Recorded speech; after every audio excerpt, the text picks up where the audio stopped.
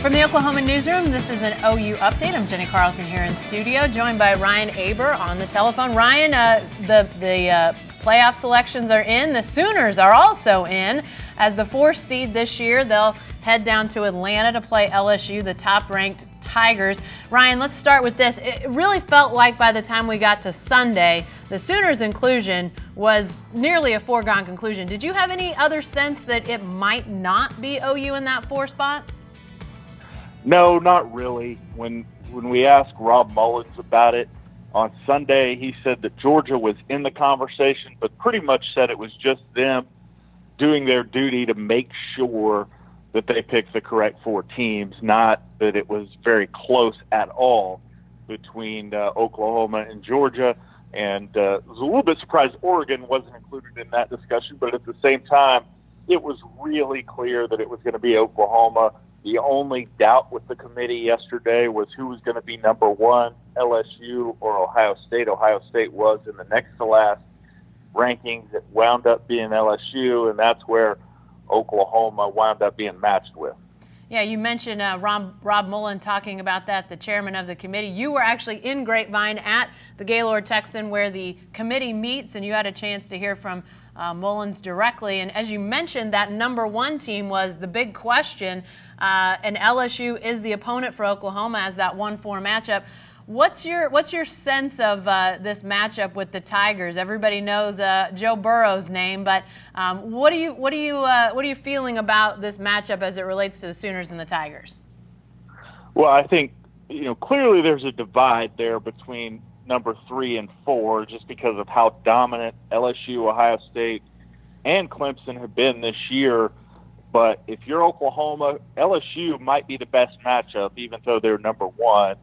Because Joe Burrow's a fantastic quarterback and LSU has a fantastic offense, but you feel like you can hold your own at the cornerback spots with the way that Parnell Motley and Trey Brown have played recently.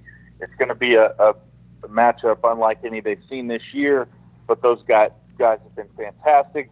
And then LSU's defense has shown a lot of cracks this year. They've improved as the year's gone on, especially these last 3 or 4 weeks. But still, Oklahoma's offense has been fantastic. They've scored a lot of points on even really, really good defenses. So I think it's the best matchup possible, although, like I said, there appears to be a pretty big gap between 3 and 4.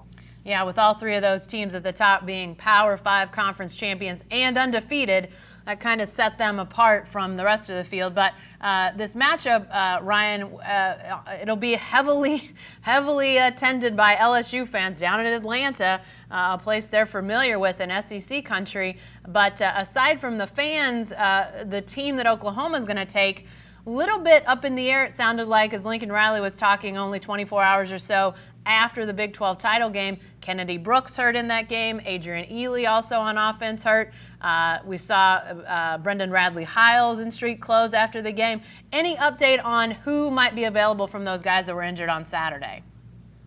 No, we asked Lincoln Riley about that yesterday, and he said that it was too early.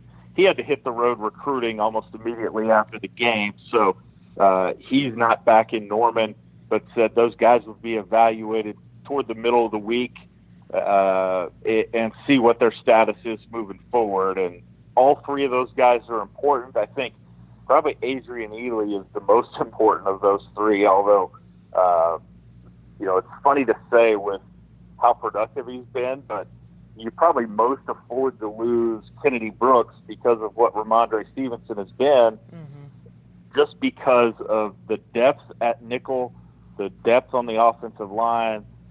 They really need Ely and Radley-Hiles moving forward.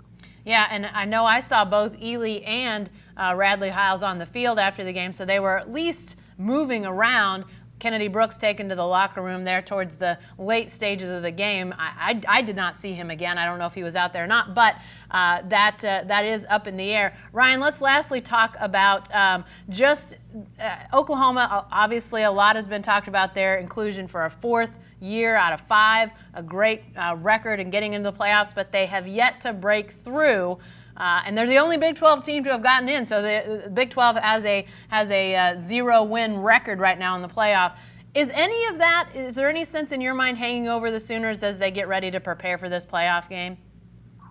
Oh, I don't get the sense that it is internally. Obviously, externally, it's a focus that they need to break through and win one, and these guys have talked about really wanting to take that next step and even the next step after that, which would be to win a national championship. But I don't get the sense that there's this pressure or dread at this coming up again and needing to, exercise any demons. I think that this is sort of a new team, especially given that Jalen Hurts, the way that he's sort of taken over the personality of this group. But it'll be interesting to see as we get closer to the game. Does that factor in? Is it something that gets talked about a ton?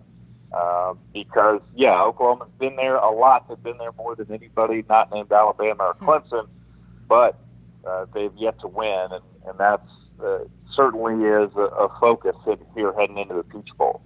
All right, we'll have a lot more coverage heading up to that game in the coming days and weeks.